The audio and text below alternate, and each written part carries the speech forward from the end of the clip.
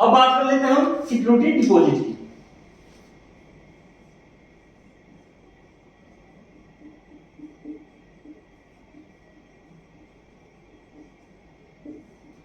कि हमें security deposit कितना करना पड़ेगा।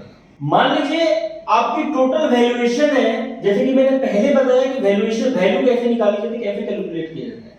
मान लीजिए आपको टोटल जो पैसा उठाना है मार्केट से, वो उठाना है 10 करोड़ का। लिख देता हूं, मान लीजिए जो आपको पैसा उठाना है टोटल मार्केट से, वो उठाना है 10 CR का, यानी 10 करोड़ उठाना है। तो इसके वैल्यूएशन का, यानी 10 करोड़ की जो वैल्यूएशन है, इसका 50% जो है आपको डिपॉजिट करना होगा। किसको? एनएफसी को। एनएफसी को डिपॉजिट करना पड़ेगा इसके 50%, वैल्यूएशन का 50%। ठीक है, और ये जो 50% होगा ये नगद में भुगतान करना होगा। लेकिन एज पर गवर्नमेंट रूल्स नगद का एक लिमिट होता है, क्राइटेरिया होता है। तो नगद भुगतान करने की जो लिमिट दी गई है वो आप 3 करोड़ तक,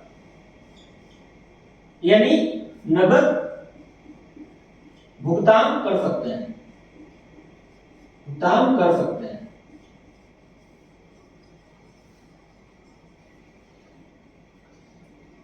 जो भी आपकी वैल्यूएशन है, यानी जो पैसा आप मार्केट से लेना चाहते हैं, उसका 50% तो डिपॉजिट आपको एनएससी को करना पड़ेगा, और वो नगद में करना पड़ेगा। यानी जैसे मैं मान लीजिए 10 करोड़ का 50% अगर देखा जाए तो 5 करोड़ हुआ। अब 5 करोड़ में 3 करोड़ रुपए तो कैश में डिपॉजिट करना पड़ेगा उसके बाद,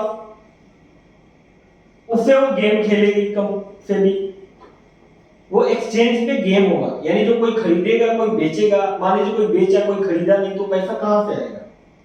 फिर भी अपने घर से कितना लगाएगी, कितना देगी, क्योंकि पैसा तो आपको उठा करके मार्केट से मिल गया। तो इस पैसे को कैश में इसलिए लेती है क्योंकि वो यहां पे मैनेज करेगी सिस्टम को। ये समझ में आ गया। और 50% जो आपका बचा हुआ है इसका वो लेगी बैंक गारंटी। क्या लेगी? Bank guarantee. अब सेबी नहीं जाएगी ना प्रॉपर्टी आपकी जो लेगी उसको मॉर्गेज करने, अब वो बैंक गारंटी इसलिए लेगी क्योंकि सेबी का जो है रूल रेगुलेशन वो बहुत टफ है थोड़ा सा।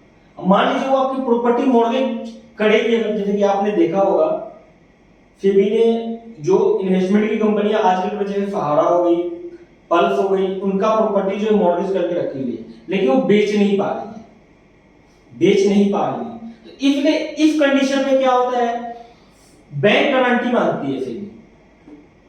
बैंक गारंटी एनएससी को आपको देना पड़ेगा 50% वैल्यूएशन का, ताकि कभी भी इन फ्यूचर जरूरत पड़े तो बैंक से पैसा तुरंत ले लिया जाए। और बाकी अगर आपकी कंपनी दिवालिया होती है, कुछ भी होता है, तो बैंक उसकी रिकवरी अपने आप करता रहेगा और लोगों का पैसा जो है वो रिटर्न चला जाएगा। तो ये इसलिए यहाँ पे बैंक गारंटी 50% का मांगती है, और 50% बोलती है कि हमारे पास डिपॉजिट कर दो, वो भी नगद में। लेकिन नगद की जो लिमिट है आप 3 करोड़ रुपए तक का नगद भुगतान कर सकते हैं। सिक्योरिटी डिपॉजिट समझ में आ गया। अब बात कर लेते हैं एनुअल लिस्टिंग फीस की बात, फीस की, कि एक्सचेंज पे जब कोई कंपनी लिस्ट होती है तो उसको कितने अमाउंट पे कितना फीस देना पड़ता है। ये तो एनुअल लिस्टिंग फीस हो गई। इससे पहले आता है इनिशियल लिस्टिंग फीस, यानी initial listing fees. Initial listing fees, अब ये इनिशियल यानी फर्स्ट टाइम जब सिक्योरिटी आपने समझ लिया, वैल्यूएशन का जितना वैल्यू उतना सिक्योरिटी डिपॉजिट हमें करना है। लेकिन अब एक्सचेंज पे जब लिस्ट होगा तो उसका भी फीस लगता है। एक तो फीस लगता है कि आपका शेयर जो है कितने साल तक रहेगा, उसका फीस तो साल का जाएगा, लग जाएगा। और जब आप फर्स्ट टाइम लिस्ट करने जाएंगे तो उसका चार्ज वन टाइम अलग होता है।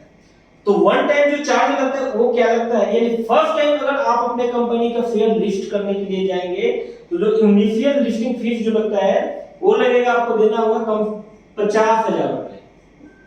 यानी 50,000 रुपए जो है इनिशियल लिस्टिंग फीस है जो आपका लगेगा। अब एनुअल लिस्टिंग फीस क्या लगेगा, अगर आपने अप टू 5 CR यानी 5 करोड़ अगर आपने उठाया हुआ है, लिया हुआ है, टोटल वैल्यूएशन आपके शेयर की 5 करोड़ है, 5 करोड़ तक, तो आपको पर ईयर 18,000 रुपए देना पड़ेगा। और अगर 5 से लेकर के 10 करोड़ के बीच में अगर आपने उठाया है तो पर साल आपको 31,500 रुपए देना होगा। 10 से लेकर के अगर 20 CR तक आपने 10 करोड़ से 20 करोड़ तक आपने लिया हुआ है तो 57,500 रुपए आपको देना होगा। 20 से 30 तक आपने अगर उठाया हुआ है तो आपको 90,000 रुपए पर ईयर देने पड़ेंगे listing fees, annual listing fees. 30 से 40 आपने लिया हुआ है तो 1 लाख रुपए है। 40 से 50 लिया हुआ तो 1,05,000 रुपए है। वैसे ही 50 से 60 करोड़ रुपए आपने लिया हुआ है, 40 करोड़ से 50 करोड़ के बीच में 1,05,000, वैसे 50 से 60 करोड़ के बीच में ऐसी अमाउंट जो इसका लिस्टिंग फीस एनुअल वो बढ़ जाता है। समझ में आ गई सारी चीजें कि अपना खुद का एक आईपीओ कैसे लॉन्च कर सकते हैं, आईपीओ क्या होता है, प्राइवेट प्लेसमेंट क्या होता है, प्राइमरी मार्केट क्या होता है, सेकेंडरी मार्केट क्या होता है, इनिशियल लिस्टिंग फीस क्या होती है, एनुअल लिस्टिंग फीस क्या होगी, कंडीशन क्या क्या है लिस्टिंग कराने के लिए कंपनी की, डॉक्यूमेंट क्या क्या लगते हैं लिस्ट कराने में, ये सारी चीजें आपको उम्मीद करता हूं समझ में आ गई होगी। उम्मीद करता हूं ये सारी चीजें आपको शेयर के बारे में पूरी जानकारी आपको हो गई होगी कि ये शेयर क्या है, कैसे काम करता है, कैसे हम अपना खुद का शेयर इशू कर सकते हैं, लॉन्च कर सकते हैं मार्केट में। ये सारे टर्म्स एंड कंडीशंस जो है उसको फुलफिल करने के बाद हमें अपना आईपीओ लेकर के आना होता है, लॉन्च करना होता है।